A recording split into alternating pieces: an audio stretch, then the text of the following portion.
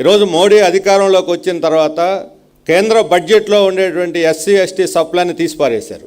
మోడీ అధికారంలోకి వచ్చాక రిజర్వేషన్లు అమలు జరపకుండా ఆపేశారు.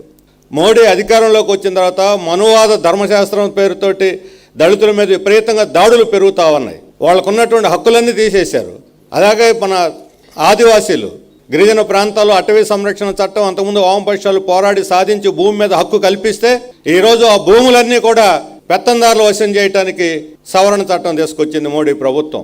అక్కడ ఉన్నటువంటి చదువుకున్న వాళ్ళందరికీ కూడా ఆదివాసీ ఉండేటువంటి ప్రాంతాల్లో ఉద్యోగాలు వాళ్ళకే ఇవ్వాలి అని చెప్పి ఒక జీవో ఉంటే ఈరోజు ఆ సుప్రీంకోర్టులో పెట్టి దాన్ని రద్దు చేయించింది మోడీ ప్రభుత్వం. అలాగే ఈరోజు అక్కడ ఉండేటువంటి అడవుల్ని, అక్కడ నదుల్ని, నీళ్లని అన్నిటిని కూడా హైడ్రో ఎలక్ట్రిక్ ప్రాజెక్టు పేరుతో ఈరోజు మన ఆంధ్రప్రదేశ్లో ఉండేటువంటి మన్యం, అల్లూరు సీతారామరాజు జిల్లాల్లో ఉండేటువంటి మొత్తం అటవీ ప్రాంతాన్ని అంతా కూడా అదానీపరం చేయడానికి ఈరోజు మోడీ రెండు ప్రభుత్వాలు కలిసి ఆ ప్రాంతం మీద ఈరోజు పెత్తనం చేస్తూ ఉన్నారు. గిరిజనులు వ్యతిరేకిస్తున్నా సరే అక్కడ పంచాయతీలకు ఎక్కడ లేని అధికారాలు ఉన్నాయి. పిసా చట్టం ఉంది, 170 చట్టం ఉంది, రాజ్యాంగంలో 5వ షెడ్యూల్ ఉంది, 6వ షెడ్యూల్ ఉంది.